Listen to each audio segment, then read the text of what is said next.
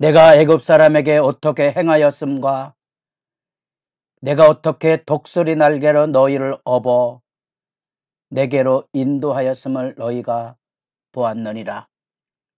세계가 다 내게 속하였나니 너희가 내 말을 잘 듣고 내 언약을 지키면 너희는 모든 민족 중에서 내 소유가 되겠고. 거룩한 새벽의 기도자 여러분, 주의 말씀 안에 하늘의 빛을 보고 그 영광을 따라 어두운 세대 안에 빛의 자녀들로 행하는 복 있는 성도들이 되기를 바랍니다. 오늘 우리가 읽어갈 하나님 말씀은 열왕기상 8장 44절에서 53절까지의 말씀으로서 솔로몬의 기도입니다. 이 솔로몬의 기도 안에 여러분 오늘 이 7개 정황에 대한 이야기가 나오는데 여기 전쟁, 여기 포로, 이 부분을 다루면서 여러분 이런 생각을 해보셔야 됩니다. 성전을 짓고 하나님의 영광의 임재가 구름 가득한 가운데 두렵고 떨림으로 섰을 때 하나님의 영광이라고 찬양으로 끝나는 게 아니고 그 안에 이 봉헌식을 행하는 첫 출발이 언약궤를 모셔 올리는 것처럼 하나님과의 언약 중심의 성전의 모습을 주목해 보셔야 됩니다. 여러분이 만약 오늘의 교회당을 하나님의 영광을 향하여 멋지게 지어놓고 봉헌식 기도를 합니다. 아버지, 수고한 모든 이들에게 축복이 있게 하시고 이 교회를 통하여 만민이 구원 얻는 역사가 있게 하옵소서. 이렇게 기도해야 아름답지 않겠습니까? 그 상황을 생각해 보셔야 됩니다. 우리와 전혀 상반되게 솔로몬은 그 기도보다 아버지 말씀을 어기고 범죄하면 전쟁에 나가서 대가를 치를 거고, 승리가 아닙니다. 대가. 잘못했으면 심지어 나라가 망하고 포로로 끌려갈 때라도 이렇게 기도하는 겁니다. 이 성전이 바로 그런 상황일지라도 이 성전을 기억하고 성전을 향하여 기도하면 그때 이 성전의 의미, 긍휼을 베풀어 주소서 하는 기도입니다. 우리에게 전혀 익숙하지 않은 내용입니다. 우리가 언제부터 예수 믿으면 잘 된다는 세상의 기복적인 성향에 찌들어서 정작 복음을 잃어버린 거지요. 진리를 잃어버린 겁니다. 진실을 잃어버린 거예요. 하나님의 말씀에 언약의 말씀을 지켜 행해야 될 역사적인 본분, 오늘 우리 시대에 교회와 성도가 지켜야 될 이웃을 사랑하고 선을 베풀어주는 책임마저도 잃어버리게 됐기 때문에 이런 말씀이 낯설게 느껴지는 거죠. 솔로몬이 내다본 이 7개 항목의 기도 제목 안에는 우리가 생각하기 어려운 이런 말씀을 지키지 않았을 때 일어나는 언약의 재앙, 그 언약의 재앙에 대하여 심지어 이제 여기 나타난 것처럼 전쟁에서 승리하는 게 아니고 전쟁에서 하나님의 공의가 일어나기를 기도하고 있다는 거예요. 다시 말하면 44절에 주의 백성이 그들의 적국과 더불어 싸우고자 하여 주께서 보내신 길로 갈 때에, 이게 하나님의 뜻을 묻는 거잖아요. 주께서 보내신 길로 갈 때 그 길이 아니면 어떻게 됩니까? 당연히 패전하는 거지요. 그러니까 전쟁에서 무조건적인 승리를 기도했던 게 아닙니다. 우리가 너무 현실의 욕구에 신앙의 진실을 잃어버리다 보니까 우리가 잘못하고도 하나님께서 복을 주시고 전쟁에 승리하기를 기도하는 것은 하나님의 뜻이 아닙니다.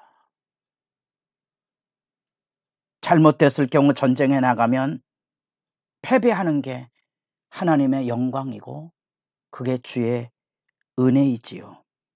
받아들일 수 있겠습니까? 받아들일 수 있어야 됩니다.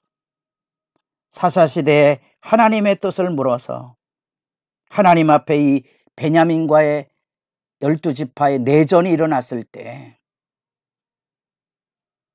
유다가 올라가라 말씀하셨지만 2번이나 전쟁에 패배한 전례가 있습니다.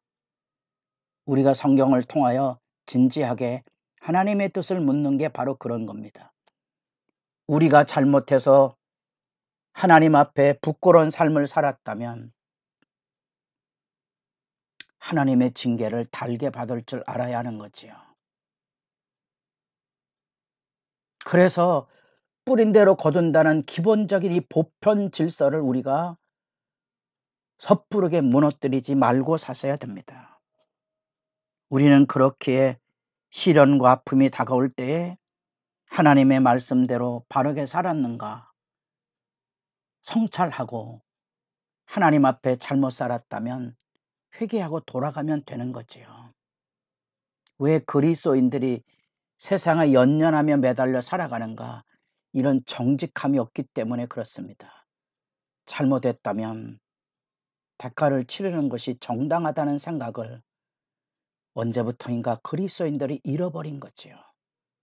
그래서 부끄러운 줄을 모르고 진정한 의미의 참회를 모르고 용서를 모르기에 교회당 안에 용서란 개념이 자리하기 어려운 현실이 되어버리고 만 겁니다. 용서가 없으니까 다 체면질을 해야 됩니다.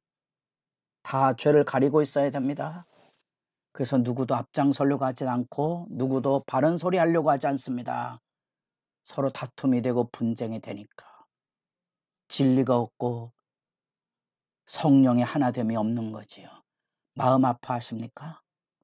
한 걸음 더 나갑니다. 아예 이스라엘의 범죄로 인하여 포로로 끌려가므로 나라가 망하고 성전이 무너지는 현실까지 지금 솔로몬이 예견하고 있다는 겁니다. 인간이 가지고 있는 죄악성에 대한 인간이 가지고 있는 본성의 악함, 고집스럽고 변덕스럽고 간사한 인간이 가지고 있는 죄악상을 그대로 드러내서 하나님 앞에 기도할 때 이런 일이 눈앞에 펼쳐질 건데 이렇게 예고하고 있는 거지요. 우리가 들으면 굉장히 뒤숭숭한 얘기고 우리가 듣기에 거북스러운 이야기죠. 받아들일 수 있습니까? 그래서 여기 사로잡힌다는 말과 회개라는 말을 이제 대조해서 씁니다. 제가 히브리어로 발음을 하면 샤나 슈브입니다. 이렇게 언어 유희라는 그런 말씀의 말놀이를 통하여서도 사로잡혀간 땅에서 회개하여 그 땅의 거룩함으로 돌아오기를, 그래서 회개와 약속의 땅을 다시 언급함으로써 우리가 범죄함으로 나라를 잃어버리고 성전이 무너질 때라도 기도하는 제목이 있습니다. 그것이 뭔고하니 하나님께서 불쌍히 여기시는 긍휼에 대한 기도를 드리게 되는 겁니다. 그 긍휼이 바로 우리 믿음의 실제이죠. 믿음의 실제가 뭡니까? 하나님의 긍휼을 우리가 경험하며 사는 거예요. 주님 앞에 우리의 부끄러운 죄가 가려지고 넘치는 하나님의 사랑이 부음받아 말할 수 없는 은혜를 고백하며 사는 삶. 심지어 잘못했다면 패전하는 것이 그게 하나님의 공이라는 사실 앞에 여러분, 우리가 하나님의 사람으로 살아가는 역사의 정당성을, 여러분 교회 생활을 하면서 교인들이, 그리고 교인들이 세상에 대하여 진지한 의미의 교회가 성도들이 세상에 빛이 되었는가를 묻고 대답하셔야 됩니다. 섣부르게 세상을 비난하거나 세상 정치의 교회가 편가름하지 않도록 값싼 종교로 전락된 믿음의 진실과 행함이 없는 수치를 더 이상은 반복해서는 아니 될 것입니다. 하나님의 땅에 하나님의 말씀을 잃어버려 무너진 터전을 겪었을 때 눈물의 통해를 가지고 무한하신 사랑에 하나님을 의지하고 기도하고 부르짖는 52절 절절함을 다시 보십시오. 원하건대 주는 눈을 들어 종의 간구함과 주의 백성 이스라엘의 간구함을 보시고 주께 부르짖는 대로 들으시옵소서. 하나님의 긍휼에 의지한 솔로몬의 절규이고, 이 솔로몬의 절규는 실제로 솔로몬이 하나님의 심판 앞에 무너져간과 역사의 마지막에 이스라엘의 무너짐을 내다보는 예견적 증언이기에 가슴 아프게 다가옵니다. 우리도 매일의 일상 안에 정직함으로 살고 정직함으로 일어서는 기도가 새롭기를 소망합니다.